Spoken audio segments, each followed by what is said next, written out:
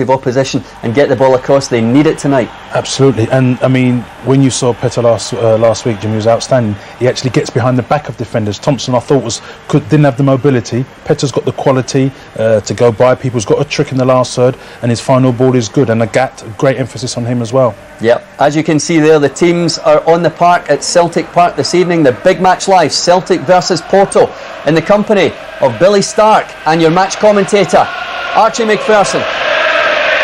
Jim, I said at the end of last week's commentary that Celtic had suffered a grave injustice in Turin. That's probably a much more benevolent way of putting it than anybody in this crowd would, who were both inspired by Celtic's performance and angered by a result that made a mockery of the nature of the game. So I get the feeling, listening to this crescendo support, that even more than usual, this strong wish to act as the extra force to see that this time justice is done, especially as down in that technical zone a vacuum has been created, minus the figure in black, who seemed to act like a life support system to his player ever since he arrived at Celtic Park.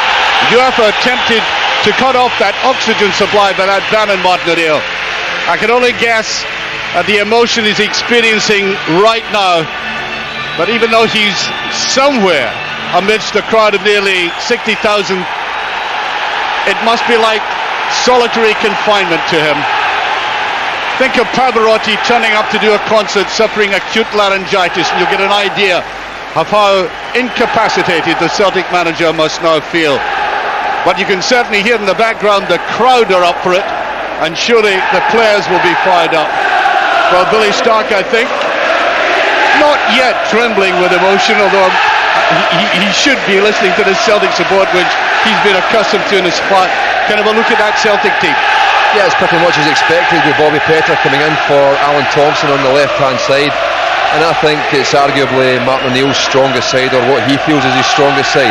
Barabchik obviously is one who can certainly contribute at some part of the game, but it's such a solid line-up, and there's confidence flowing through it at the moment. And there's a very confident, you heard Jim saying, 7 games in a row, unbeaten since August in the first game against Sporting Lisbon.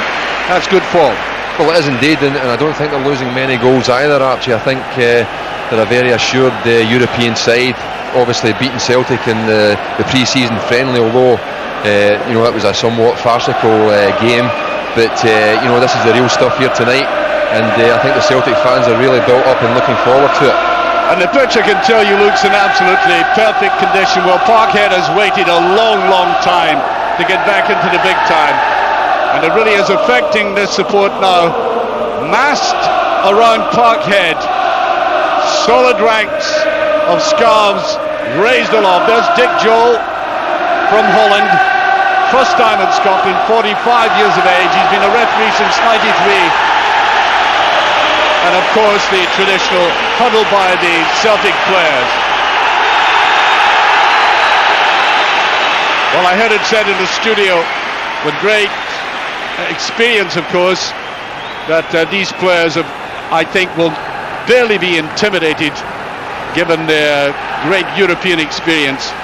We were talking about players like Georgi Costa, as the game starts, who's played in 36 European games. The man, by the way, they call the animal. I think it was Andy who said he was looking forward to that tussle with Sutton. We all are. There's a bad slip. And I think the referee, Dick Joel, is going to have a word right away with Bobo Balde. This man awarded 3 penalty kicks when he officiated at the European Cup final between Valencia and Bayern last season. Clumsy, mistiming, the adrenaline pumping just a little bit too much there, I think. Free kick. I think it really is in a counter-attack that Celtic have to be aware of this team. Enormously fast, especially the wing-backs, famed for that. By Lambert. I don't think there's any doubt that Bobby Petta will add a new dimension. When he came on in Turin, I thought Celtic actually played well on the left and gave Agathe a little bit of room on the other side of the field. He did indeed. Agathe came more into the game, and I think Juventus brought on Birindelli immediately to try and take care of Bobby Petta, so obviously his reputation and the job that he does for Celtic had gone before him, but it's a real bonus to have him back in the side. Quickly taken, played out there. Deco tried to pick it up. There he is. Well, I've got to watch this man, Deco. Scored in the last game, scored a couple of goals, in fact, last week. And that goal against Rosenborg. Henrik Larsson. Almost got it through to Agathe. Listen to the crowd in the background every time this man picks the ball up. And he can carve an opening so well. Sutton. Lambert again is going to try out this defence. Bobby Petta coming from deep. Remember how invaluable he was in Amsterdam early in the game.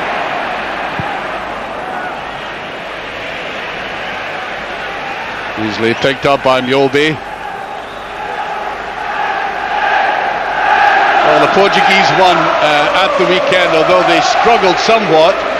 And there was a collision between Octavio Machado, the coach, and Jorge Costa, number 2 in the game tonight, the captain of the side, because he was subbed and he didn't like it, threw his armband into the dugout.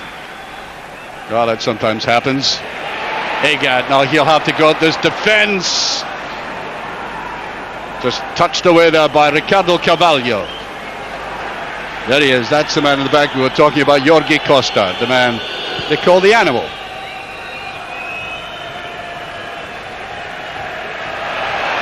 Petrov fighting hard for it. Referee's waving play on.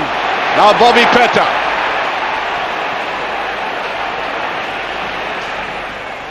Backed up by Lennon. Oh, that was late and seemed to be over the top.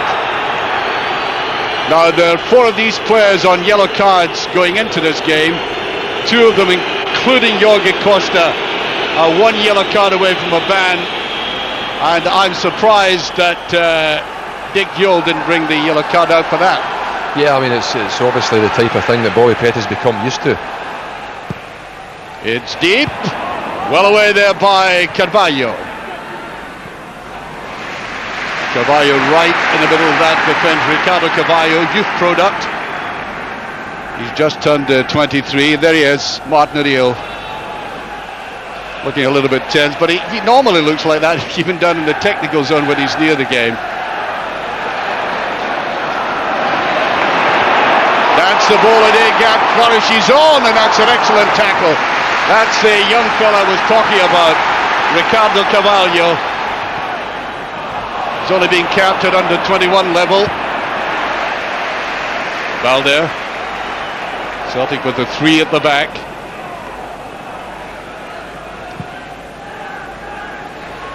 Well, Sutton has the height, then the advantage. Bobby Petta coming in from deep. Oh, a little bit fortunate there, but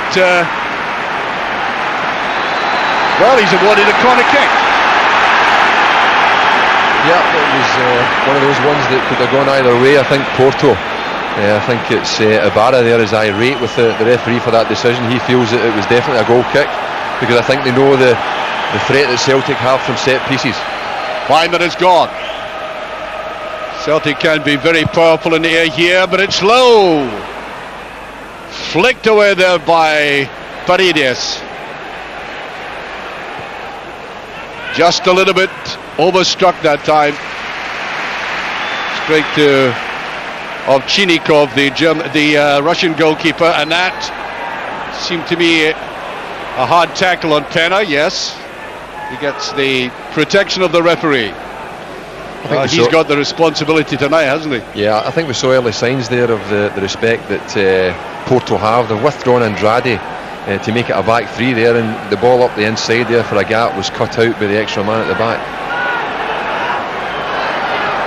Picked up here by Capuccio. Lambert kept his head well over the ball there to keep his control. Yeah, it's going to be a free kick, and very shortly this referee, who has a reputation for being a disciplinarian, will reach for a card.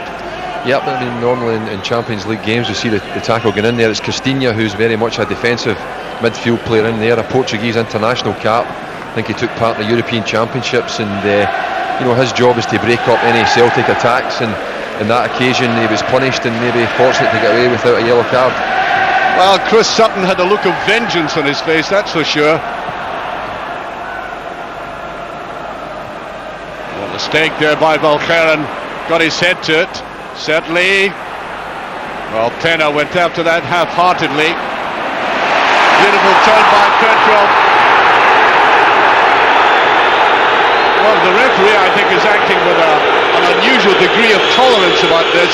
That was, to my mind, if it had been in Scottish football, we would have had 3 cards by now. Yeah, especially the fact that it was the same player within the matter of a minute that had the 2 tackles, and he really is fortunate not to have got a yellow card.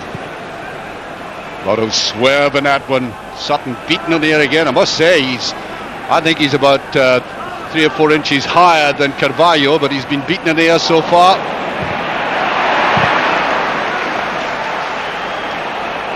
Balde did well to get to that. Kept his concentration. Mjallby. Unfortunate slip. And there's a chance now. Henrik Larsson couldn't get it away. There's hand there by Larsson. Free kick. A little bit slippy in a bit. I said the pitch looked good, Billy, but 1 or 2 slips at vital moments. Yeah, no, I think the players, it's the type of surface that they'll enjoy, but you see there, the Portuguese are renowned for a short passing game, and we're almost caught out there trying to play that type of game in the wrong area of the pitch in their last third. Carvalho. He's got a little bit of pace as well. Petta. Mjallby going with him. Well, picked up by Costinha. Costinha again. Walking the ball about well. Looking forward. That's a lovely tackle by Bobby Petta. He backtracked superbly. Well, no cover on that far side. Deco. Well cleared. You can see how quickly that Lambert can read a situation like that, filling that little vacuum that suddenly was created.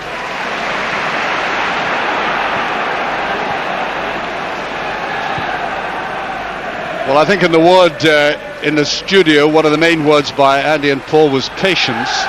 I think everybody at Celtic Park will have to have that tonight. This is a tricky and skillful team. They'll try and hold on to the ball as often as they can, Billy, to increase frustration. Well, obviously last week was Celtic's first Champions League tie, and of course they're one-off games now. It's not home and away, so patience is the order of the day. The only thing that needs to be done tonight is for the game to be won. There's no worry about away goals or anything like that, so as I say, patience is key. Robert Douglas. There was that slight moment of hesitation there. Valgaeren and Mjallby.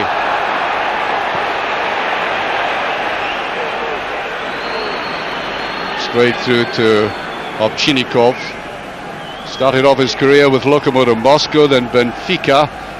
Difficult role for him or shoes to fill, because Vito Baia, very famous Portuguese goalkeeper, is recovering from cruciate ligament injury.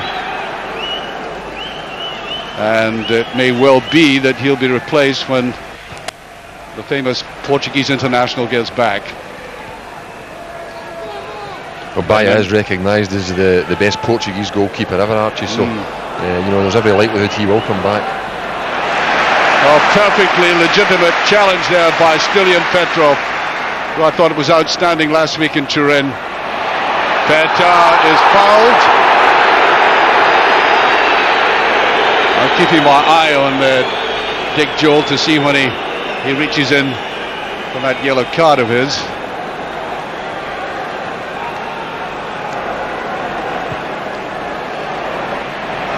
Larsson trying to pull them wide. Not such a clever ball inside. That's a free kick. And he'll have a word with Lennon. I get the feeling, Billy, that when the first yellow card is produced, they'll come like a flood, given what's been happening. Yeah, it would have been hard to take if Neil Lennon had been the recipient of a yellow card there, because there's been 1 or 2 tackles, notably by Costinha, who... Well, there's Sven-Goran Eriksson, who's up having a look, I think, at one man in particular, Chris Sutton. Beside him, John Reid, of course, and just touched away.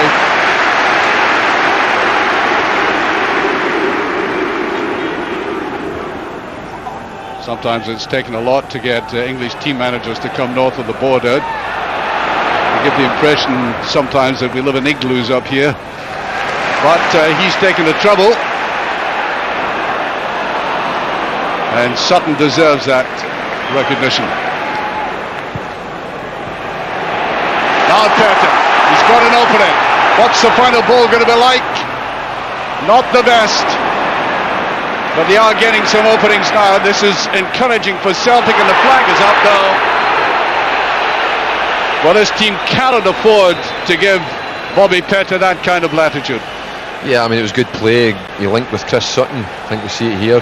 Lennon played it to Petta, who was obviously in an offside position, but the first thrust was a good one. But you know, Porto managed to get plenty of players back in their penalty box, and they've already shown their prowess in the air. You know, obviously we would normally say Sutton and Larsson would be hard to beat in the air, but they've handled it well so far. That's a very tense looking Martin O'Neill in that stand. That's good interception again. Agathe did splendid work now. You can see Larsson taking his time about this. Will Agathe get to that goal line? No, just a little bit too hard. He specialises in that, but I'm quite sure that the Portuguese team have looked very closely at videos and know what that ploy is all about. Yeah, he basically just run out of space there. He is one who does have tremendous pace. I think even great pace in Champions League terms, and just in that occasion he didn't have enough room to work with. Mjallby took his eyes right off that. Well, surprisingly, normally he has very good concentration. A little bit of lapse there. They're not linking with the two men up front, but they got that break. Petta. Yes, they knocked the ball about cleverly. Very good use of space. Petta had come back for that. The man who scored 29 goals last season. Top scorer in Portuguese football. Paredes, the man in the middle. Number 5 is a Paraguayan.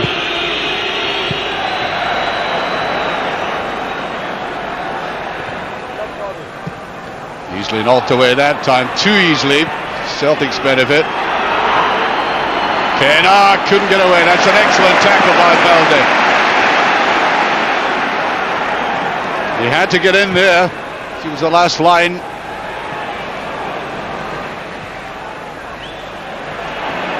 Agathe might go off in one of these long runs of his. Petta again.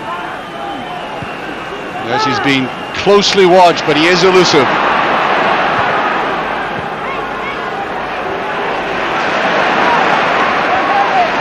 Larsson kept it in well, but pulled round there. There's Capuccio.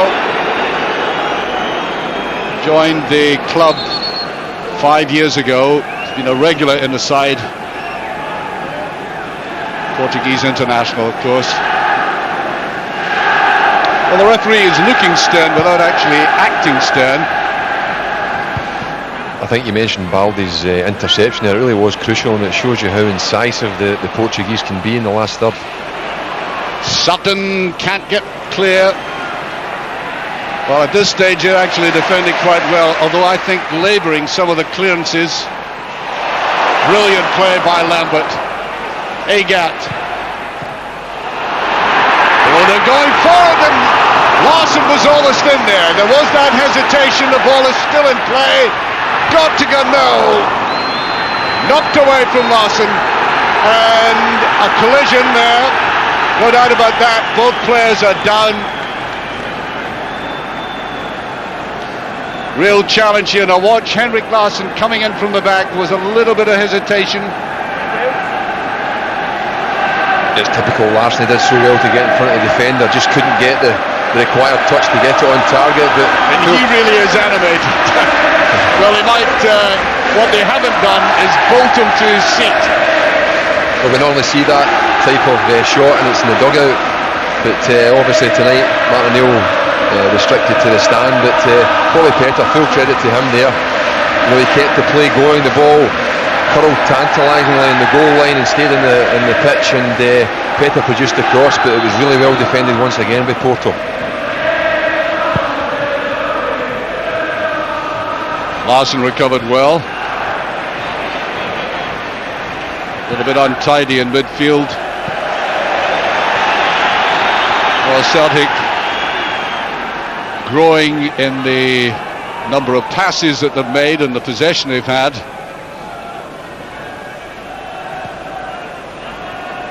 Good interception. Lennon reads the game so quickly and so well in that midfield position. Little jink forward. That's brilliant play. Dear. Well, away across on the far side of the penalty area, Sutton did not see Stilian Petrov coming in, and I wonder if he's giving the English manager, they're giving him 3 out of 10 for that one. I'm sure he's not happy with it. It was good play in the first instance. Great reverse pass in there to Sutton, and then, as you say, Petrov was arriving in the inside left position. Well, it was 1 against 1 there. Larsson did make that run right through the middle. Valgaeren.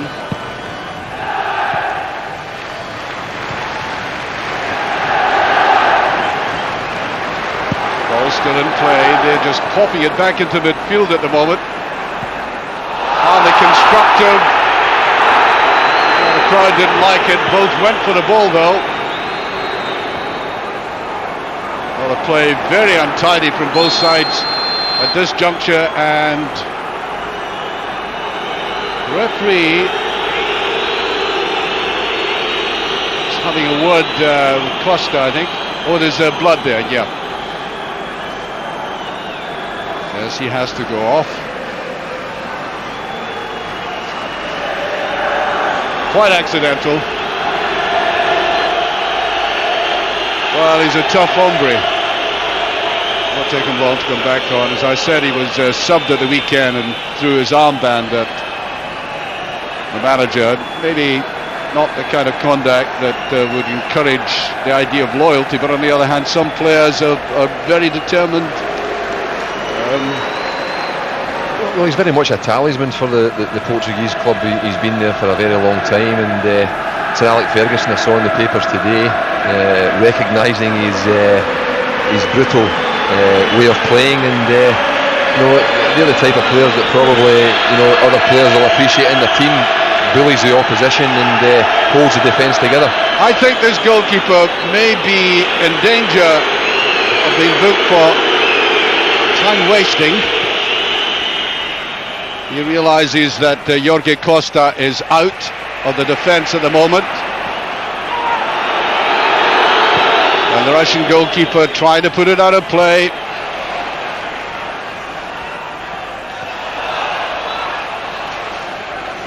And Costa comes back on. Played in all 5 of the European Championship games in 2000. He's been playing in the national side for the last 9 years.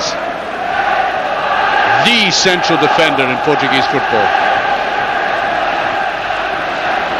20 minutes of this game gone. Just kept in by Lambert. That was an excellent tackle, but nobody up front there. Deco, the Brazilian player, number 10. Lux just in behind the other 2 there. Our referee wisely letting play go on. The tackle was on the ball by Lambert. Now Petta. Ball like Petta, that's a decent ball across. Goal. Agathe taken on by the bounce.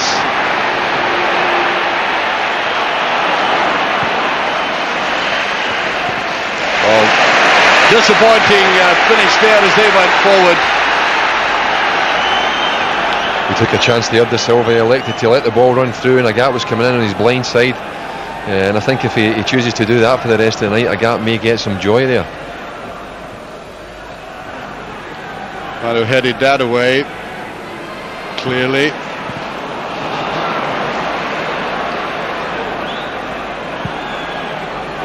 Trying to make that diagonal pass.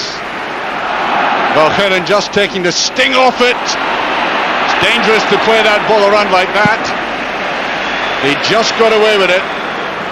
Really, as a coach, that would have put your heart in your mouth. Yeah, and it's uncharacteristic for Mjallby. Normally doesn't take chances, but with Pena about, he has to watch what he's doing. Very ambitious looking shot that. Jorge Andrade right in the middle of defence, making his first break over the halfway line. Balde.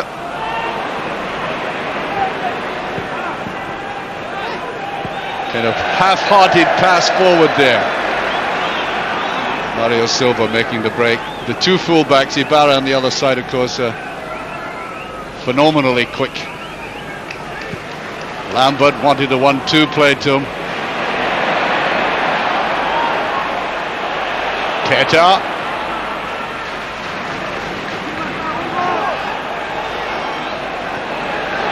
Agathe having to turn inside. I think they've certainly done their homework in Agathe. They're pushing him inside, Billy. Yeah, Agathe's getting further forward than Petta at the moment, but he's been well policed. Careful push forward there, nice little touch. Offside again. Well, that was a well-worked movement that time. One-touch football, getting a little bit of freedom. It was done quickly, and he almost got away with it. It was good play by Celtic, but I think just marginally offside. Yeah, Larsson just offside there, but more encouraging if the Portuguese are pushing up into that area. There is an area for, you know, the likes of Larsson and even Petrov in the middle of the pitch to get in behind them. Just knocked away. Capuccio suddenly popping up on that far side. Well, there was a push there by Petta, and the referee just turned very quickly away from it. I think there was a little gasp you could hear in the crowd when that collision took place, and Petrov couldn't get forward quickly enough. But the play is all in the Portuguese half at the moment. Yeah, definitely just a clumsy kind of challenge by Petta there. In fact, I don't think he actually meant to do that, obviously, but you know, I wouldn't like to give the referee too many of those decisions to make. Free kick. Almost 25 minutes gone. There was no cover there. Capuccio on that far side, and Pena trying to give in. First time they've really threatened inside the penalty area, and that was bad marking away in the far side. Well, it was lack of concentration. Celtic switched off. It was a quick free kick, and Capuccio produced a marvellous cross across the face of the goal, and luckily Celtic defended it well. Well, Celtic have had a lot of possession, and nevertheless the obvious side to that is the Portuguese are soaking in this atmosphere now, getting accustomed to it, looking more and more confident, and they are concentrated. Haven't been any lapses yet. Balde, free kick though to Celtic. That's Paredes, the Paraguayan. Won 3 titles with his club back in Paraguay before he joined Porto in 2000. And in there, just to the left-hand side, the coach, Octavio Machado now. Trying to do that little chipped one, and a lot of wrestling. I think one of the characteristics, Billy, of football nowadays is the amount of jersey pulling that goes on inside the penalty area. I mean, it's like all in wrestling nowadays. Yeah, well, that's a very pertinent point after last week in Turin, but we see the strength of Costa there. I mean, Chris Sutton, I think, uses his body brilliantly against defenders, but Costa seems to be equal of him so far tonight. Straightforward header for Lennon. Couldn't make any contact. Yes, we get a free kick for that. There's Deco.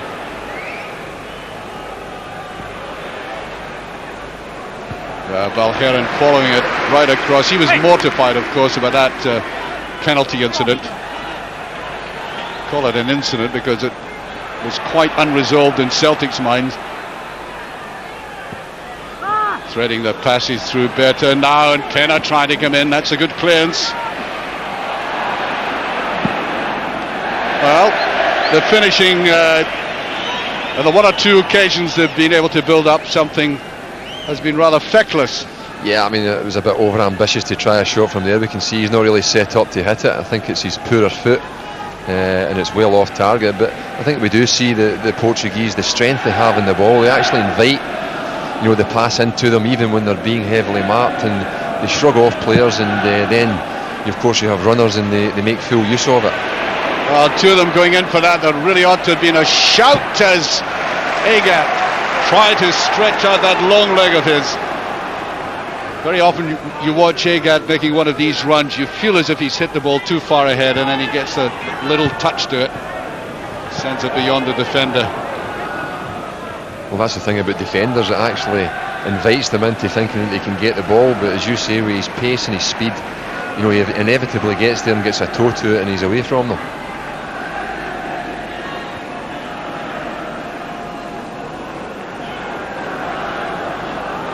Well, there was a lot of passionate sound to start off with. I think there's a kind of lull now as the crowd trying to evaluate this game and the way this Portuguese team have been able to sustain the occasional pressure and luck dangerously. Petta passing has just been a little bit too obvious. Go back to Carvalho. Capucho runs all over the field. You saw him in the right wing a couple of minutes ago. He's got a free roll. Ibarra tried to go in there again. Hugo Ibarra, the Argentinian. Larsson almost crowded out, and he won't get that. Well, I think they've seen the danger of obviously Sutton and Larsson up front, done their homework. I think that's a dangerous element. The front three of Porto, Pena and Capucho with Deco just in behind them, but they all work very, very hard. We've seen Deco back defending in his own penalty box, and as you say, it was Capucho this time away in the kind of outside left area.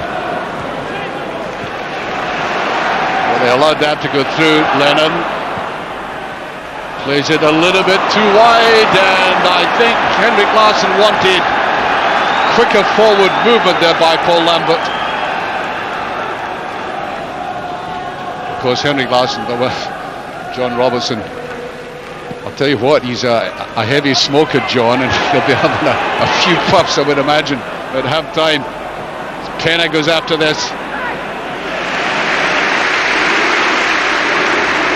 There's Valgaeren coming right across the field, using the whole width of the field there to block that out. That is an indication of the Porto front players moving, where Valgaeren, the left-sided central defender, has had to come way over into almost the right back position to make an interception and put the ball out for a throw-in. Well, you saw that little attempt to control the ball there. I think up front, when they're going forward, they do sometimes look a little bit casual in the final ball. Well, I think that's a sign of their confidence. They really do have a magnificent touch, and as I say, they invite players in. They're quite happy to take it under pressure, and they can pass the ball very, very quickly and slickly. Well, I think the referee, free kick. Paredes went down very heavily. Yes, well, as I said, he's suffering that terrible frustration of not being able to communicate. And I suppose we know what's happened in quiz shows. If he starts coughing, people will be suspicious and trying to communicate. I think it's slightly ludicrous, all the same. Here's a break. Well, that's a good tackle. Couldn't have been any mistake there. Mjallby came about 10 yards very quickly to blot that out. Petta. Petrov is going to let fly. Well, at the very least, after 31 minutes, Celtic have had a clear shot at goal, leaving aside that effort by Sutton. And Stilian Petrov, the man in the mood to do exactly that, given the explosive goals he's scored recently. Yeah, they've had the bulk of the possession, Celtic, but it's important always to bring the opposing goalkeeper into the game, and with Petrov's power, I think it's always worth him trying a shot from that distance. Petta. Running inside again. Not getting it cleanly enough, I don't think, to Lennon. Petrov almost paid off. Look how deep Petta has come. I said the top goal scorer when he's deep inside his own half. And not a single Portuguese player in the Celtic half there. I don't think Carvalho appreciated that pass. He was under pressure, severe pressure from Henrik Larsson. And I think as a defender he made the right decision there to not to try anything fancy, just to clear his lines, and they can start defending again. Referee waves play on, Ibarra's with it. As he lacked support, he's feeling there was a push, and Deco, who had come off the field, is now back on. They were down to 10 men there. He's getting some attention, he's back on the field again. Ibarra. Given away by Lennon, that's very unlike him. And that's a kind of lapse of concentration that this team have when they go forward, giving the ball away easily. Thankfully for Celtic's cause. No, just knocked a little bit too far ahead, but been given a free kick. And I would imagine that, what would you make it, Billy? 36, 7 yards out. Petrov might be given the task of relieving Celtic of the burden that is becoming increasing on them of having so much possession, yet not being able to break this side down. I think it was a good foul for Celtic. I think Henrik Larsson had maybe lost control of the ball. The covering defender was in. No, they're trying the chipped one, the high one, and Mjallby was up. Now Mjallby's been dragged out of defence now. A poor ball forward.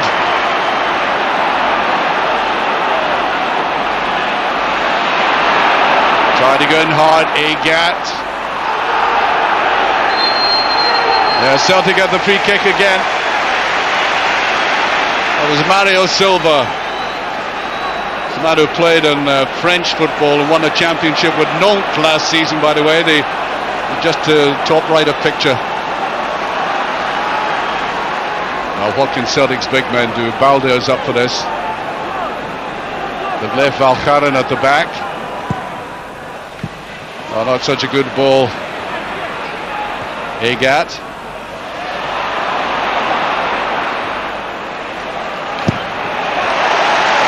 Well, Lambert within with conviction there. Just a little bit unlucky. Yeah, I wonder if that was the right decision there for Stilian Petrov to take the free kick. He's under hit his set pieces tonight so far. Bobby Petta had come way across to slant one in on top of the goalkeeper, and Celtic are so dangerous from that type of situation. All Celtic. That's a very congested Portuguese half. But how to unpick the lock? Valgaeren. You can see Larsson wants to build it up. Valgaeren, that's a great run by Valgaeren. Well, if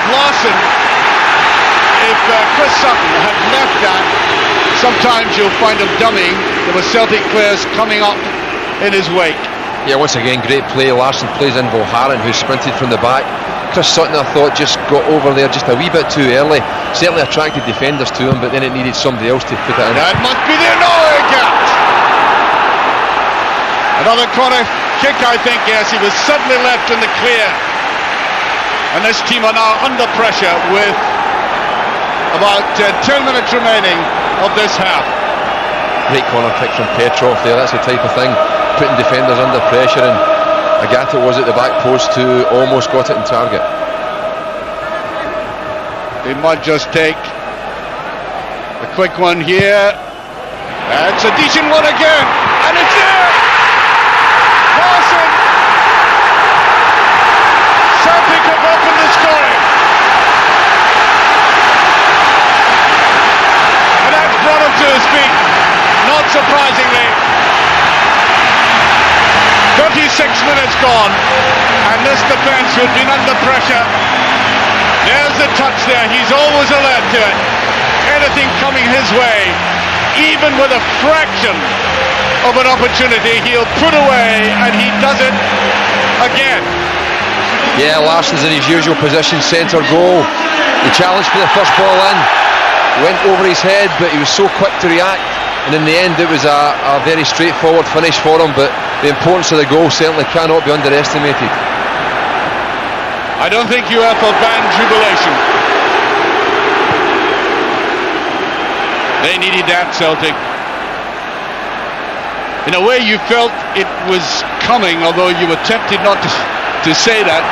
Yeah, territorial Celtic had taken the advantage, but without creating too many clear-cut chances. But of course, from set pieces, they're so lethal. Well, this team look in disarray at the moment. They certainly have been badly pained by that one. Larsson. Another goal here, and Celtic would be able to totally dominate this game. Just touched away. And the crowd lapping this up now.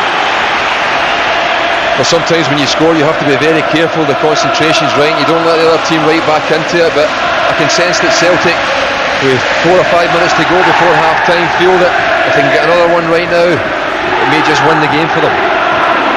Agathe came in just a little bit too quickly. So I think you'll get a free kick out of that.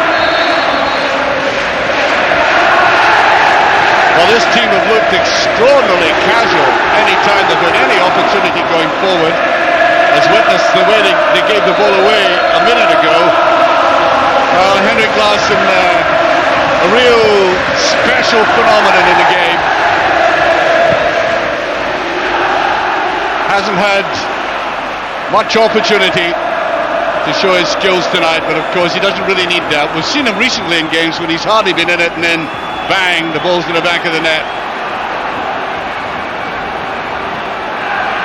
Well, this team are showing absolutely nothing going forward. Valgaeren. I think there'll be a free kick for the last tackle. There is. Costinha brought down there. Costinha, another of these players who spend a lot of time outside of Portugal. He played for Monaco. Had a great deal of experience with them.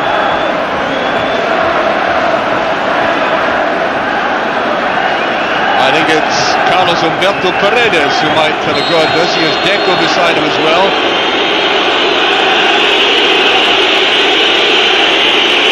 That's Paredes with it.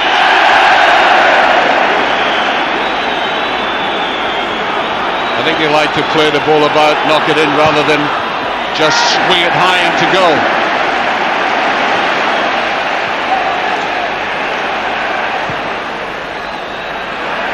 Balde.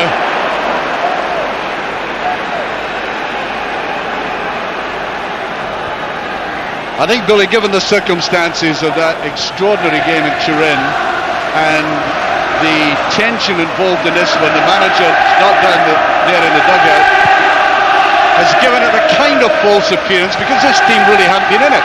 I mean, Celtic, without creating a chance before that, although many a chances, have really dominated the game.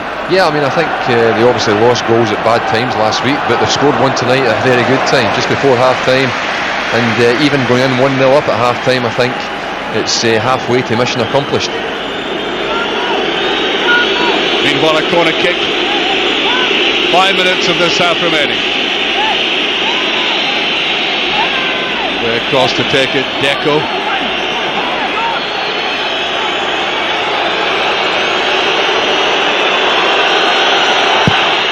Swings it in high. Petta tried to get in. And just over. Two of them could have gone for it, and it shows you in a game of this nature, one little lapse of judgment in defence and you could suffer.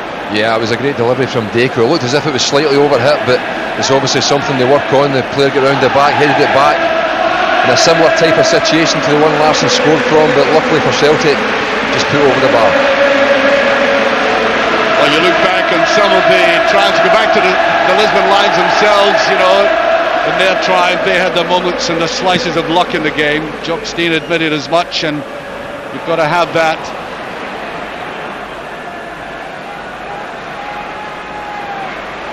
Petrov.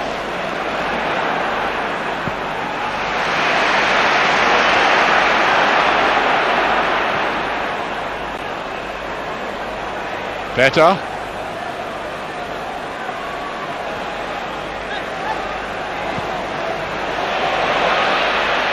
I'll put Mjallby under a little bit of pressure, but I don't know, they give the impression that they don't have an appetite for chasing after the ball the way that Celtic players do at the moment. We've got about 3 minutes of this half remaining. Yes, another free kick against Balde.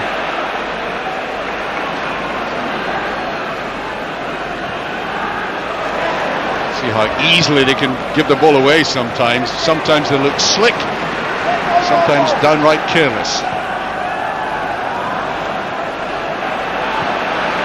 That's the type of thing Lambert and Lennon do so well for Celtic. They sit in front, they intercept things, and they really protect that back three. Well, the crucial thing is that Celtic have taken the lead, because I think they are very, under any ordinary circumstances, a difficult team to beat. When they get in front, this huge self-belief becomes very evident.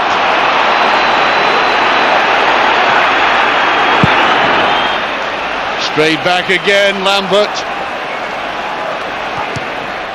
Straight out of play.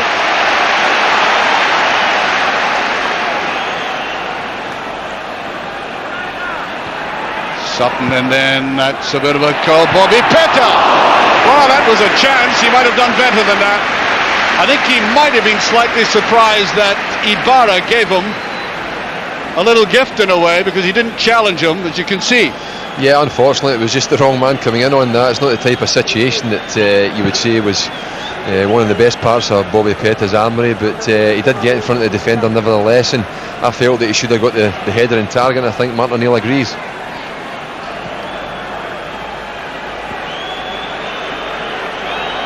Mark Huey can't give him a half-time dressing down. Ibarra. Agathe was watching it very carefully. I make it a minute to half-time. He's onside. Still wanting to trail in there. Well cleared by Balde. Yes, free kick. I really honestly didn't think there was terribly much in that. It was great control by Ibarra, I think it was, and Bobby Petta put him under immediate pressure, and a wee bit harsh, the free kick there, I think. Unfortunately, it's in a dangerous position. Well, they've guarded the couple of free kicks we've had confidently. Well, they have 3 or 4 players on the side who can take free kicks very well. Deco is there again. Ibarra, the Argentinian, is there. Deco, of course, from Brazil. I don't think they've made up their mind just quite how they're going to play this. Yeah, Deco's going for it. They can do that all night, I'm sure. As far as Celtic are concerned, that was a kind of slipshod effort.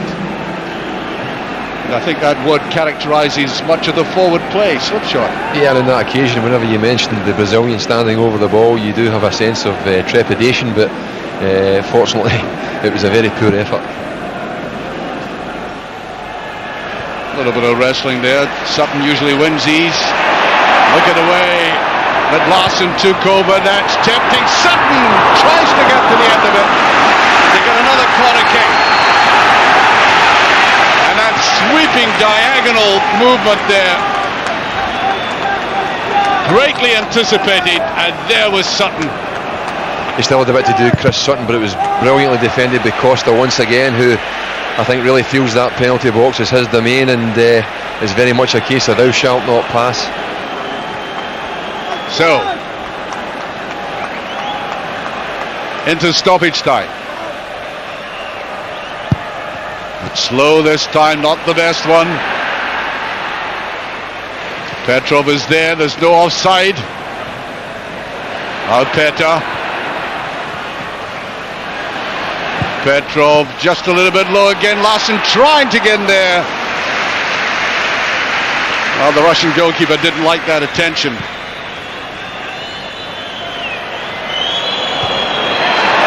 Petta, and a collision there. I think it was accidental. Let's have a look at it again. At least I hope we can see it again. Here it comes. Oh, no, that was swinging in dangerously. Yeah, well, I don't think Pena was really intent on challenging for the ball there.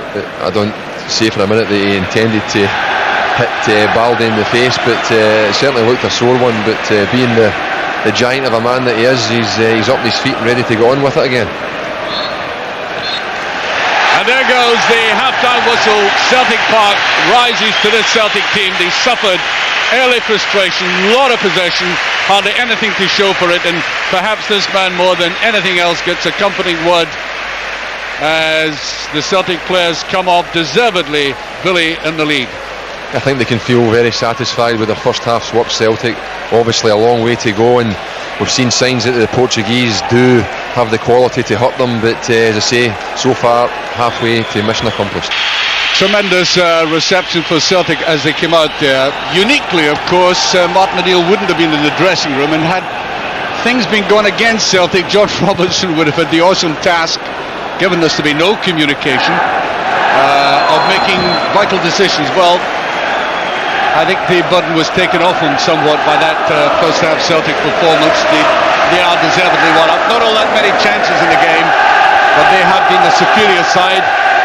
I take Paul's point about this team have quality, but it seems up front anyway, so far, a kind of lackluster approach to that Celtic goalmouth, which has suited Celtic right down to the ground. And there have been 2 substitutions. The Portuguese team have brought on Rubens Jr. and Alanechov, the Russian international. It's cleared out right away. Feeling that they have to beef up this attack, and I think they had to. Celtic pushing forward have to be very careful, of course. That was a good tackle. Superb covering up what there by Lambert.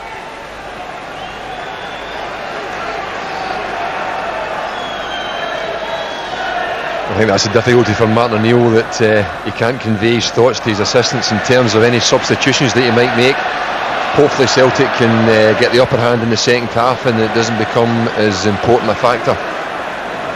Taken there by Sutton, having to fight hard for it, and that's an indication of how this Celtic side has grown from a couple of seasons ago. Solid team spirit. Celtic fielding virtually the same team week after week. 1 or 2 changes here and there. That's better. Larsson! Quick 1-2 there. The head of Chris Sutton and Larsson. Quick on the uptake as well. Yeah, well, they do have such a fruitful partnership, and this time it was a straightforward knockdown from Chris Sutton and Henrik Larsson as usual. You know, really in touch with things, and got his shot away, but unfortunately off target. Free kick. Capuccio, as I said, is a free man, wanders everywhere in the field.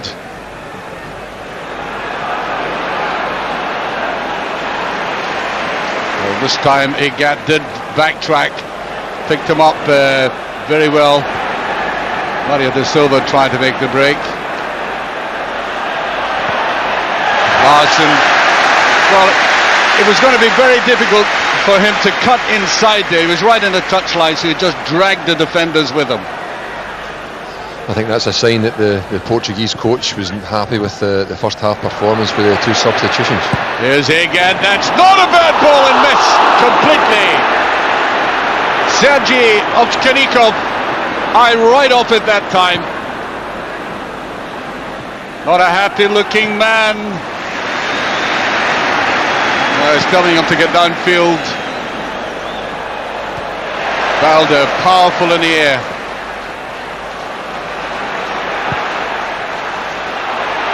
got to be about pace. Oh, given away so easily. Lambert. Sutton.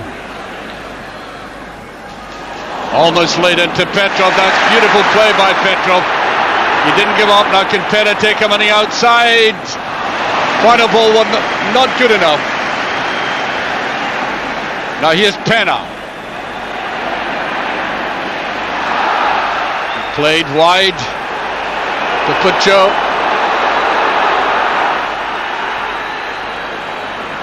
Well, you can see the way they break that up. That was Aranechov. Smallish player, Aranechov. Goes hard into it, of course. Again, it was a quick break. I thought it was a slight foul on Neil Lennon, who'd gone to do his usual job of breaking it up, but they got away with it, and fortunately for Celtic, they got enough bodies back and were able to defend it properly. But the Portuguese have made the two changes. Alenichev has come on into the middle of the pitch for Costinha, and Rubens Jr. has gone to play as the left-sider for Mario da Silva. Well, I think Junior Rubens has had more clubs than Tommy Docherty, 9 senior clubs altogether. Very experienced player. I think you could put it down to Pena. Tries to get control, outnumbered again.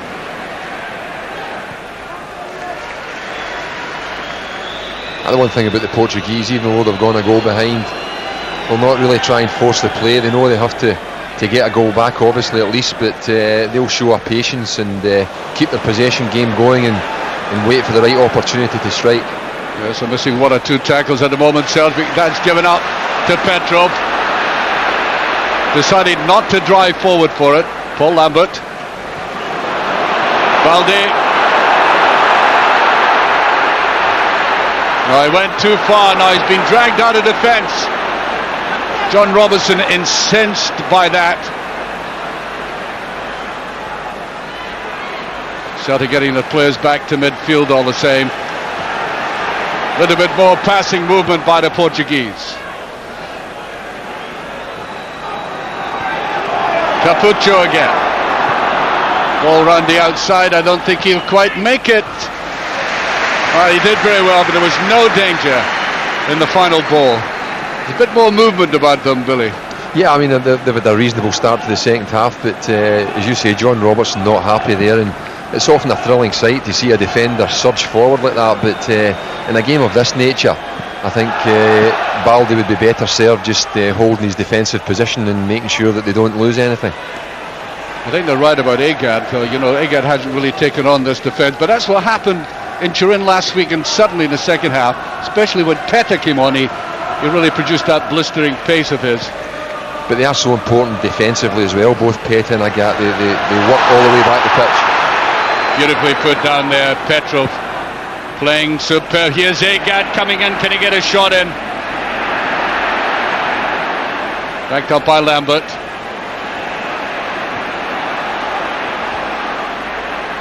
You get the corner out of it. Well, they're blocking him off okay. Well, he's up against a very good fullback though. Mario Silva, as I said, played for Nantes in the French Championship. They wanted to keep him.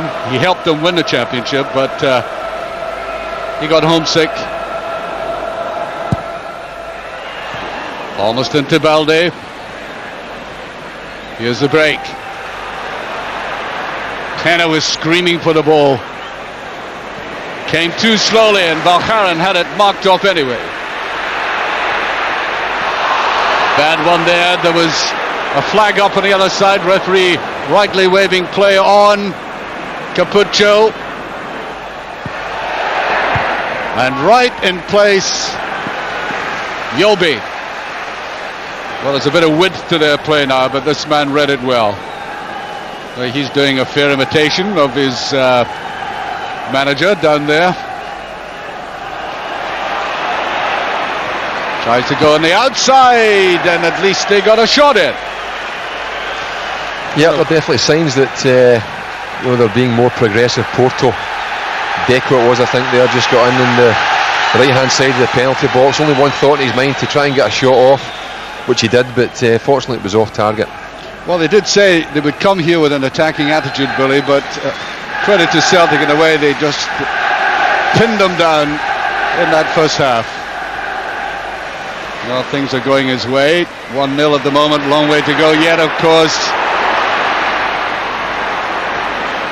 Well, I said he was against a very good fullback, Mario Silva. Here's a counter-attack. Petta. That's a free kick now.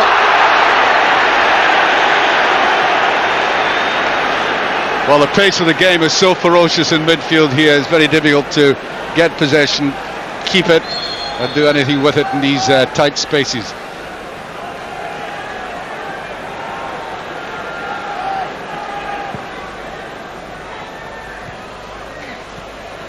Lambert.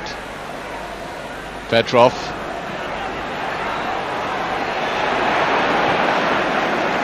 What a player he's turned out to be, and he's still a young man, Petrov. It's always heartening to see a young player come back from a serious injury, that leg break he had. Hasn't lost any of his determination. Valgaeren. Oh, it's a bad ball by Valgaeren. Petta. Lovely little flick, and Balde. Clean as a whistle, he had to go in.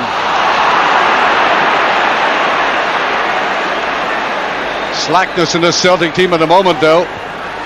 Petta.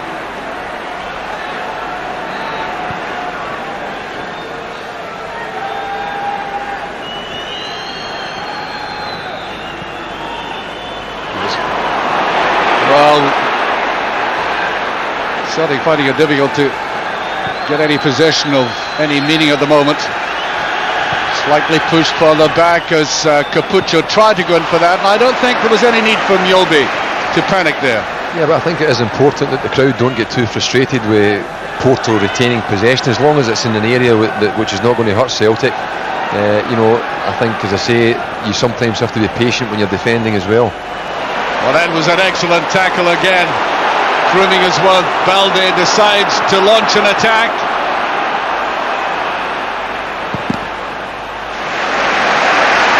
Well, he goes forward with that long stride of his, eating up the pace. I think he obviously finesse is not a big part of his game, and you know, he went to cross the ball there like a centre half. Nobody was rushing in his track, though. I could see that right away.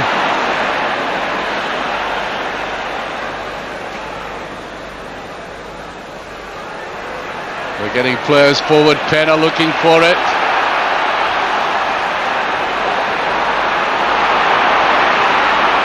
Tries to get it in, and Robert Douglas held his line. That was very good play by Carvalho. It is indeed the first time that this youngster, 22 years of age, has come forward like that, and he did it brilliantly. Yeah. Signalling the danger, the very dangers that I think Paul was mentioning at half-time. They didn't show too much of that in the first half, that's for sure, but there's plenty of evidence now in the first 12 minutes of this half. I think we did see the contrast when their defender stepped forward. It was great quality. Now they're beginning to play. Barra going in, and it's just off the post. Slice of luck there. Well, I think Capuccio couldn't believe it as it came off the post. Brilliant play by the Portuguese that time. This is a different side, and the crowd trying to encourage him through a very shaky period. And it goes. Petta won't get there. And this time Mjallby, only one thought in mind: get it away, out of the box. Good play by Porto that time. Yeah, we did see sporadic signs in the first half that they had the quality, and the way they've started the second half, it could be a long second half for Celtic. That's good tackling though, they needed that. Lennon. Good play by Lambert. Superb play. Now Sutton. Good tackling. That was Jorge Costa, showing his great experience there.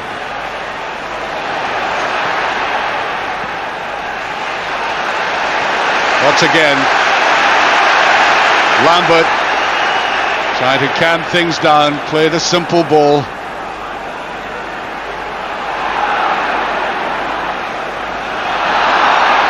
He loses out on that. Capuccio. That'll be a free kick. Yes, Mjallby heavily in there. And Capuccio, the ex-Sporting player, Portuguese international, really making his mark now. Little ball forward to Petta. Valgaeren can't pick it up properly. Capuccio. Well, that's good defensive work by Bobby Petta, but I must say Capuccio looked very slack. Henrik Larsson wanted a bit of support. Tried to get it through there. Very unlucky that didn't pay off from Petta. Nobody's got the better of Dianbobo Balde tonight.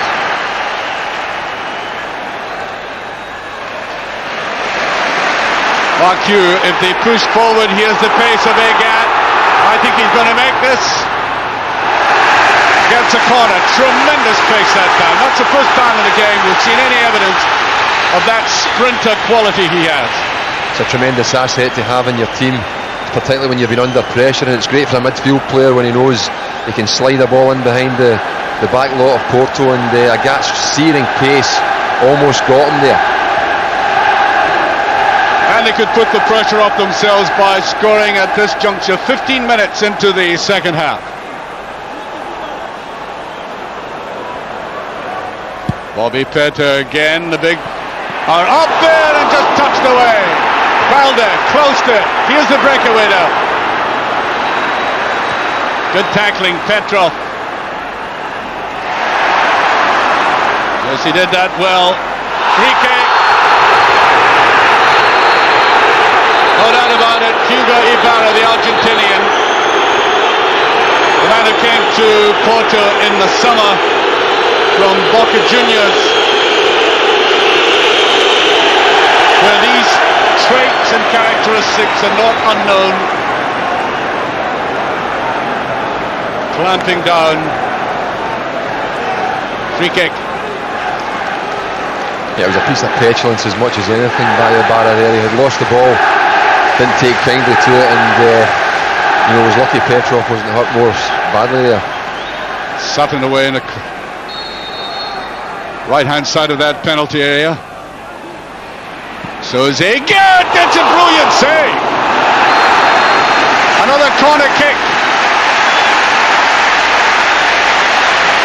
Well, Agathe might have been surprised he got this through again, because he was away wide.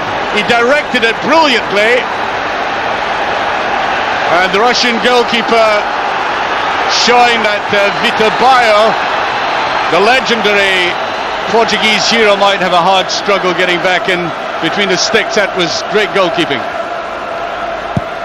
Put to the test again. Better period for Celtic now.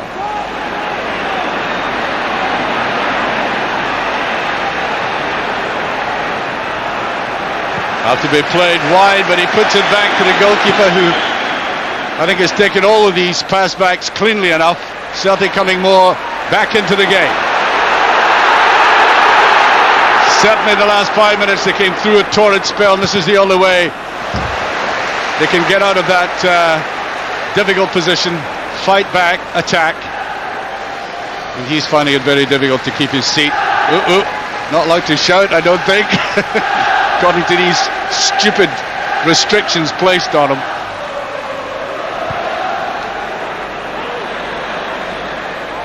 Agathe. I think we have to go back and see what a wonderful save that was by Ovchinnikov. He chose to dive early, he got off early, didn't move his feet to try and get to the ball, It was a wonderful leap and just clawed the ball out the bottom corner. Lennon. That'll be put away. Capuccio gives it away this time. He almost got it through to Larsson.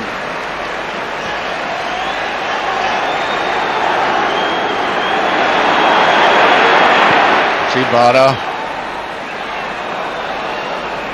Led out by Petta, who's had a very lean night of it. Petta was signalling he wanted a high ball played in. Not going to come. There's a 1-2 though, that seemed perfectly obvious, and Balde has been enormous tonight for Celtic. Maybe a bit impetuous in that run forward he made earlier on. But defensively he hasn't put a foot wrong.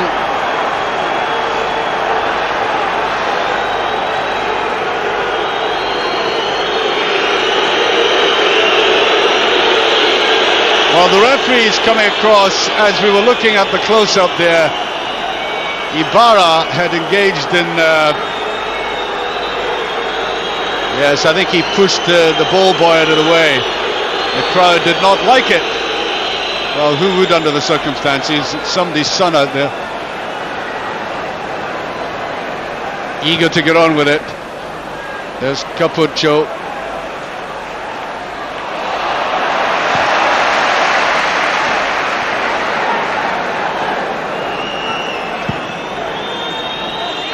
To me as if Paul Lambert is down injured, but they're playing on. It's a bad pass. Now Capuccio popping up everywhere. Lambert is still down there. Here's Petta, and he doesn't go for it. Well, the referee hasn't stopped the play.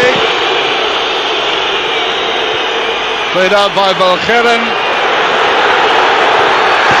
And in comes Sutton to bring the play to an end, and Lambert holding his knee. And you wonder, in an ordinary game I think the ball would have been played out, and these Portuguese players a goal behind are not giving a thought to the new etiquette in the game and just charging on with it whilst Lambert lay down. Well, they did have a good situation, but at the end of it, Ibarra, once again the Argentinian, had a chance. The ball was going out of play, and it wasn't a dangerous situation for Porto. He could have let it run out, but he chose to keep it in play. Unfortunately, Chris Sutton came and brought the madness to an end by putting it out of play and allowing Paul Lambert to get the treatment he requires. Well, John Robertson's body language a bit more eloquent at the moment than the manager up in the stand there. Paul Lambert is going off.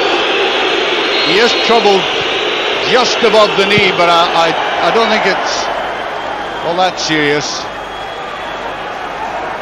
It looks fairly innocuous, but I mean sometimes that doesn't mean that it's not a bit of severe damage that's been done. It may just have been a slight twist.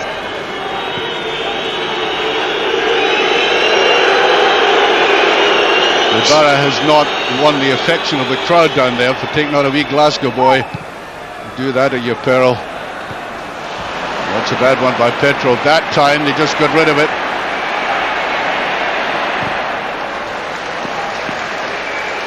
I think Paul Lambert ready to come on, and they may be thinking of Alan Thompson. Who's made that decision, Billy? Well, exactly. I mean, Martin O'Neill can't have any part to play in that. Obviously they'll have talked things through before the match, but you can never legislate for exactly what will happen in the 90 minutes. And really that'll be down to John Robertson and Steve Walford to make any substitutions, I would imagine. Throw on the far side. Halfway through the second half, Celtic still in the lead. Paredes, poor ball by Paredes. Now can Celtic make something of the break? Larsson. Petrov made the run. There's free kick to Celtic.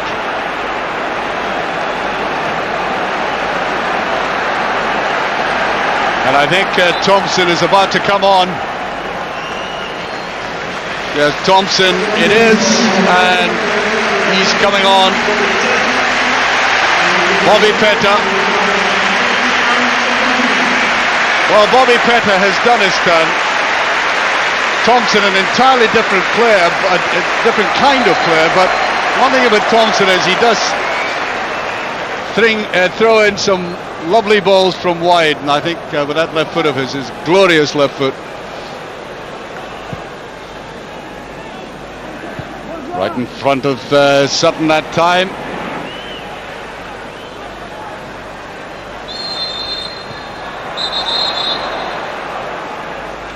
It's an interesting change that. I think Alan Thompson certainly increases Celtic's options at set pieces. He does have a wonderful delivery with that left foot. I just always feel that his body language suggests that he's not particularly happy playing in that wide left role. So, as I say, Petta appeared to be okay, and it's an interesting change. Alanechov, the Russian, brought that down. Ibarra. Oh, superb anticipation there by Paul Lambert. He really does break up so many moves. Well, they go forward, then backward. They're keeping possession all the same. Petta, who's done virtually nothing in this game, but they get a free kick. Petta mostly has looked at a lumbering figure with his back to goal a lot. But he does have a reputation, as I said, 29 goals in Portuguese football's not bad. He was signed to replace Jardel. Not really in the same class as Jardel, though.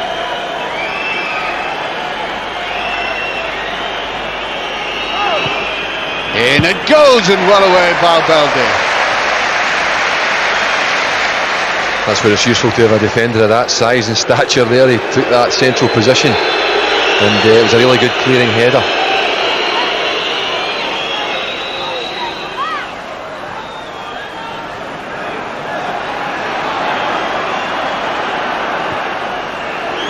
Trying to create space for themselves in that wide position. Ibarra again. There's Petta, he won't get to that. It's corner kick. Well, this big fellow is, even moving into the penalty area against him. Here's the veritable brick wall.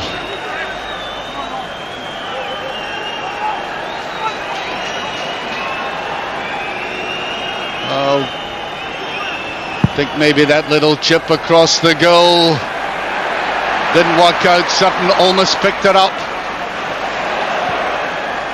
Given away, Petrov. Thompson came back to help him. Nice little chip forward. Lennon, great ball. Look at Lambert trying to go through, suddenly popping up unexpectedly right through the middle. I don't think Capuccio was relishing that challenge. He got out of the way pretty smartly. Well, yes, that was unnecessary, I have to say. Arm coming right across. Once again, Balde showing his prowess in terms of his stature and strength. But, he doesn't want to be giving away free kicks, silly free kicks in dangerous areas. Just out.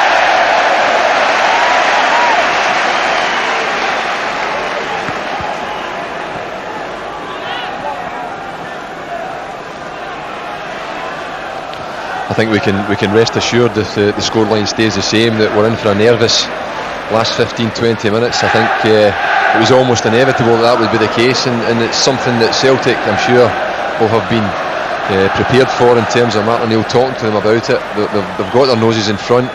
Really, they just need to keep their concentration. Keep Porto playing the ball in front of them and restrict them to very few chances. Well, just brushed aside. Alanechov, who scored his first goal of the season at the weekend, didn't look terribly strong against these powerful Celtic defenders. Agathe.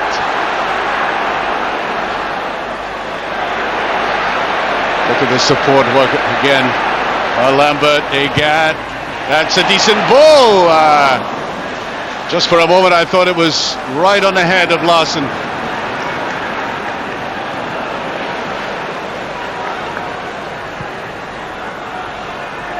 Well, full of these neat little touches. Lennon trying to give support. Up comes Ibarra. Trying to go on the outside. Oh, well, did he need to do that? A little bit of showboating going on there, I think. Well, when you're 1 goal down, does it really matter? That does show you the strength of Henrik Larsson. He gave it away there, but look how he held on to it in the first place. Balde, no mercy when he goes in like that. Clean as a whistle, strong as well.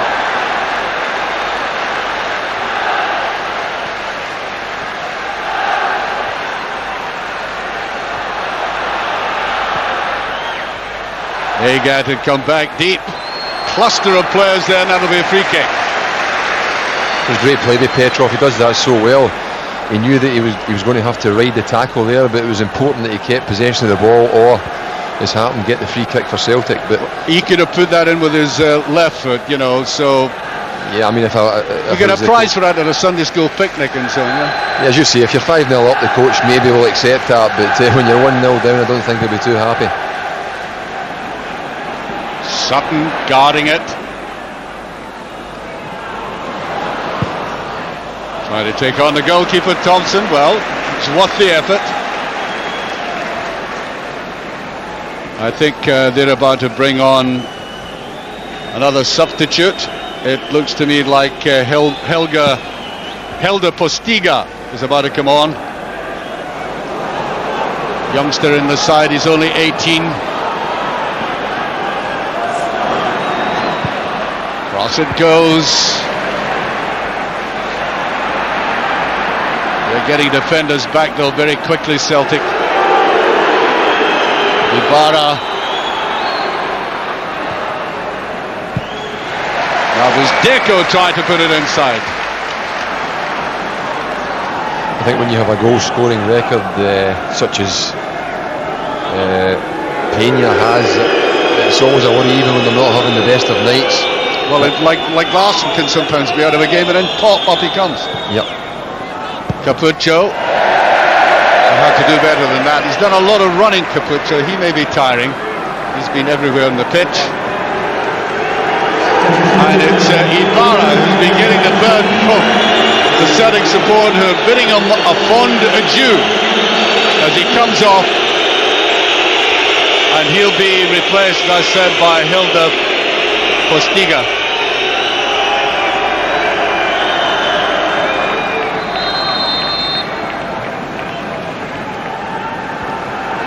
Postiga, scorer of a goal last week in Norway.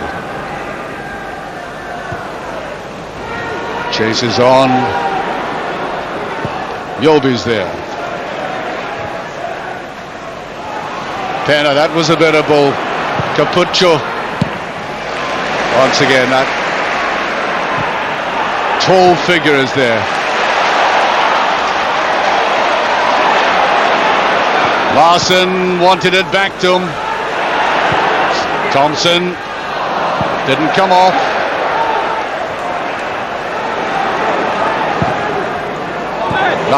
Sutton. Lennon. Backed up by Lambert. Well, they're keeping the ball and they're looking solid at this stage. Good run forward by Sutton. He's onside. Yes, he ran after that well. You could see the Celtic crowd standing up just in front. Well, there's a man who's been giving them an assessment tonight. England team managers Lennon picks it up. Thompson, just a little bit too much in that, I think. Well, Henrik Larsson wasn't all that far away. Difficult night for a player if you know the national managers coming up to see. I don't think that's greatly to Celtic's advantage. No, I don't think so. I mean, Chris Sutton's a very experienced player, and I'm sure he's not let it bother him too much. He's had a difficult night in terms of the physical presence of the Porto back players, but once again he's worked so hard and shown his bits of quality throughout the game. Petrov always gets it away in a cluster of players like that. Agathe. He tried to take them on the outside. Can he get the final ball? He gets another corner kick. Well, he's won 4 corners like that in the second half by sheer pace. Oh, he would love to be down there. They work so hard, those flank players, but it's important that if he can do that, it really takes it's a release valve for Celtic. They can take the pressure off the defenders, because there are signs of tiredness now. I can see it throughout the team. The work ethic that they have ensures that that will be the case, particularly in a high profile game like this. But as I say, if Agathe can keep doing that and get set pieces, it's a great source of goals for Celtic. 12 minutes between themselves and what would be a very creditable and badly needed victory. 12 minutes left. Meanwhile, Porto coming forward. Alanechov. There's the captain. He's decided to come in there. There's Petta. Well, that was really a pathetic effort by this big fellow. We were told he was dynamite. That was a damp squib. Well, Celtic had plenty of bodies in to defend the cross, but they let Pena get between them. And as you say, for a centre forward with his goal scoring record, you're expecting better. I think he was trying to force the header rather than just get it on target and make Robert Douglas make the save. But interesting there to see George Costa, as an overlapping centre half there. In fact, he's just walking and making his way back to his central defensive berth. Well, I think he's fed up with what he's seen up front. Drowned off.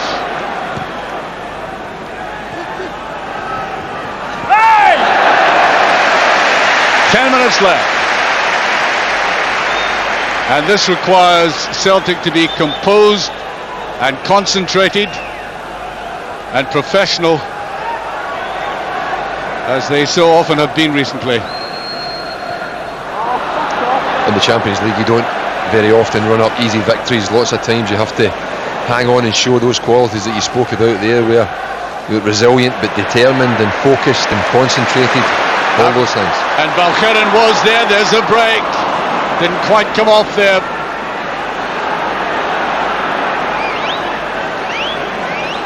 Pena in the middle. Alanechov. That was a better turn, and the finishing has been to Celtic's advantage. Quite poor at times. That was the youngster, 18 years of age, the substitute Postiga.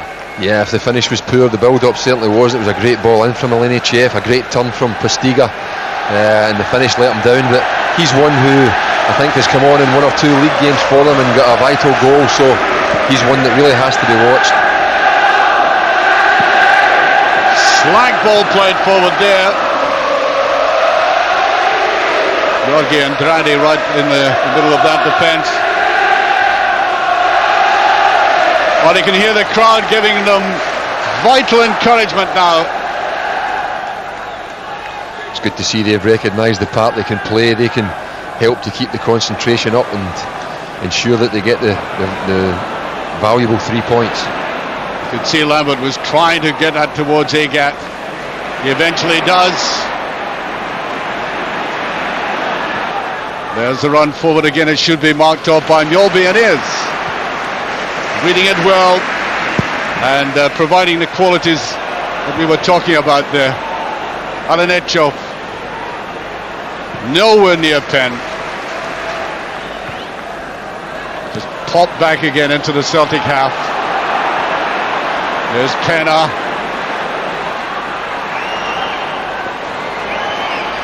Played inside to Alanechov, but being moved across the field. And that typifies the finishing they've had all evening. I think some of it, and I go back to what I said in the first half, I mean, they've shown trickery, they've shown slickness, but conviction, I don't think so. Yeah, I mean, that's good play from Celtic. They had plenty of bodies back. It was a measured build-up with Porto, and it's the defender Carvalho who had one excursion into the Celtic penalty box early in the game and showed his quality. But if you can restrict them to shooting, particularly defenders from that distance, then it's a job well done. Well, Thompson got a second bite out of there. Poor ball to start off with. There's the captain again, Jorge Costa, trying to inspire the side. Capuccio. Petta. Plays it wide, then rushes into the box. Olenechov. Slick movement forward here. Can't get a shot, and that's great defensive work by Celtic. Just a cluster of bodies round there. Petrov was back, Mjallby was in. Agathe had come right into the edge of the box as well. Yeah, once again it was a slick passing move, but through that central area, Celtic are so strong. Petrov it was who'd come back to supplement his centre backs there and got a vital blocking tackle there before Capuccio could get the shot away. Well, he's worried about his bag. Seems to be holding the kidney in there, I think. Just wonder if it's the rib, Billy. Yeah, I mean, it's a painful area to get a knock, but hopefully it's one that he can shrug off, because his work rate and strength and power in there is is something that's going to be needed in the remaining minutes of this match. Well, I just get the impression that they need a stretcher for this, though. I see Brian Scott remonstrating with the referee there. I think maybe he feels that he needs to be given more time. I think the referee's maybe insisting that he's taken off quickly. Well, Petrov doesn't show any inclination to get to his feet quickly enough, and he's enthusiastic. I don't think there's anything in the suggestion that it's artificial. I think he's genuinely hurt here, really genuinely hurt. It's difficult to say exactly what. Well, we'll see by Jackie McNamara getting ready to come on for the last 5 minutes plus stoppage time. I wonder if it's the rib. Yeah, I mean, sometimes at this stage the match is so vital with the 5 minutes remaining that you maybe wouldn't want to make a change, but Jackie McNamara I thought acquitted himself terrifically well in both legs of the Ajax game, and he's one that can make it a straight swap. Here is just goes away there, and I think it may well have been Mjallby he collided with. Yeah. Then there was a second collision there, and this young man from Bulgaria, who's always been held in great affection by the Celtic support, enhanced by some of his superb play after coming back from serious injury, does look in great pain. 5 minutes plus stoppage time, or 4 minutes plus stoppage time now.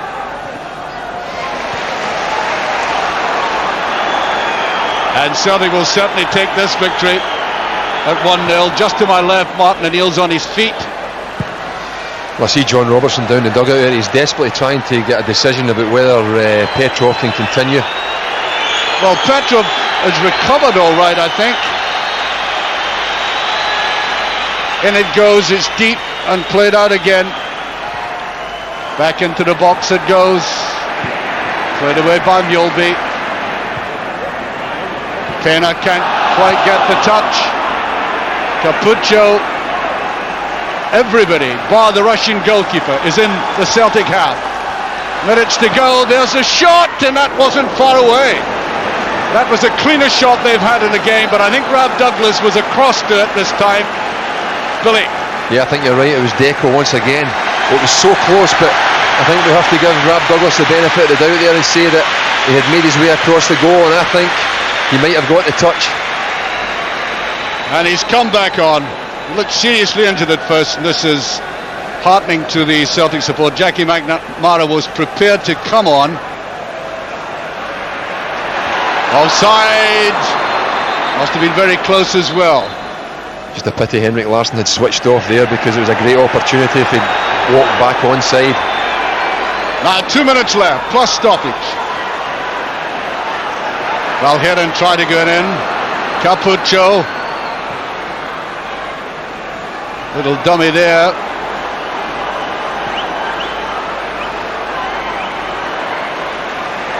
Trying to get players up, and I think that's a throw, yes. Everybody back defending. He's suffering yet, I think, Billy. Yeah, he has toiled manfully since he came back on the pitch, Petrov. And he's going off now. Yeah, it looks really as if it's a bit of a problem. It can be a sore area to get a knock, as I say, but you know, it runs down the clock a wee bit as well, and you know, hopefully Jackie McNamara can just slot in there.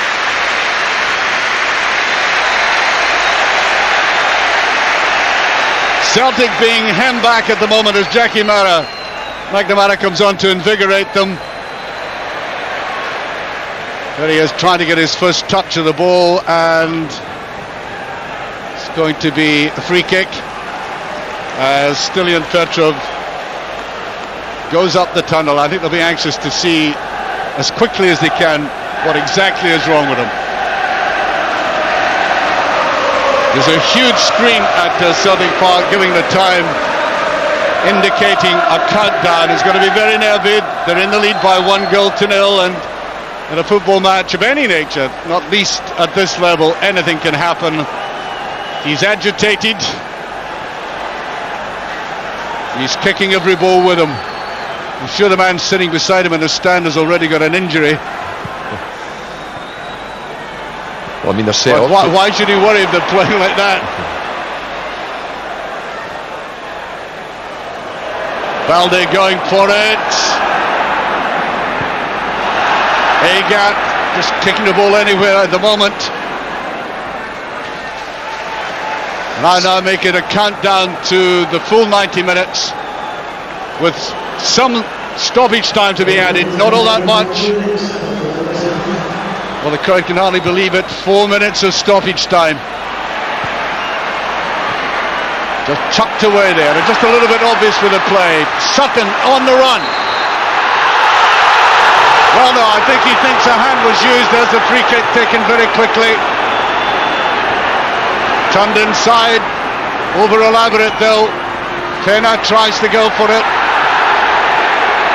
And there's a shot, just got a touch by Douglas. They're living dangerously, perilously in fact.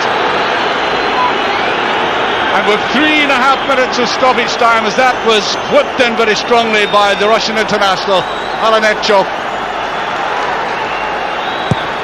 Driven in, there's a touch and it just passed the post. They can hardly believe they missed that. Well, they're going for the corner, but it was a goal kick. Watch this one.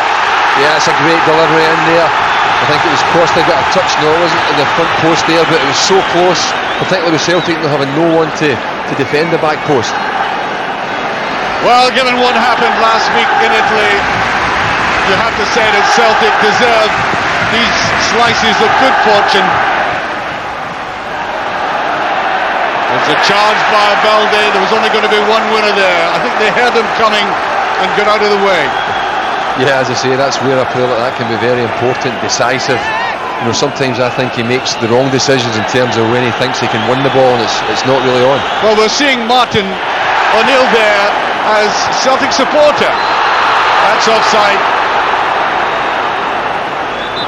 He's in the director's area there and simply doesn't have a green and white scarf around his neck, but he's giving it his lot, trying to genuinely, as a supporter, urge his team on. He wouldn't be heard anyway in this welter of noise that's going on here. Celtic just holding on. Now here's the break. Agathe going for it. Can he win it for Celtic? And he goes. Can he get his shot? And he can't quite. That would have done it. The tension would have eased. Larsson again. Peels and gets the free kick as the clock ticks away. So little time left. They needed to win. I think that was perfectly clear before tonight, given what happened last week, and they're on the verge of it.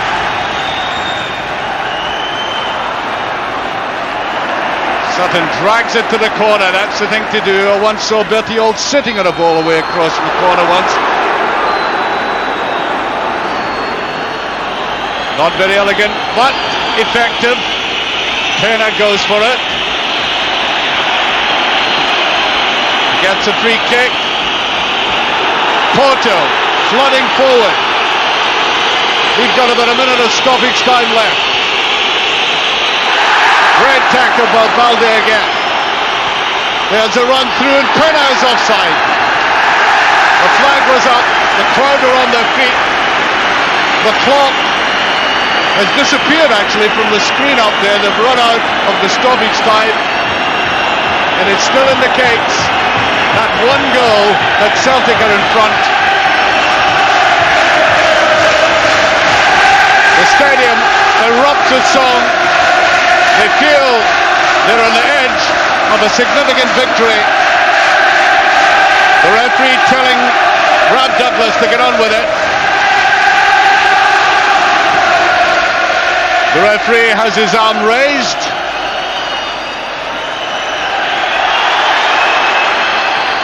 Whipped away there. Valgaeren puts it out. We've now played the allocated 4 minutes. That's it. It's finished. Celtic have got the victory. They badly needed and wholly deserved after that ridiculous result last week in Turin. They fought hard for it and they really were hard pressed at the end. Final word, Billy. A deserved victory for Celtic. I thought Balde in the last couple of minutes was immense in terms of winning headers and tackles, but as I say, a fully deserved victory.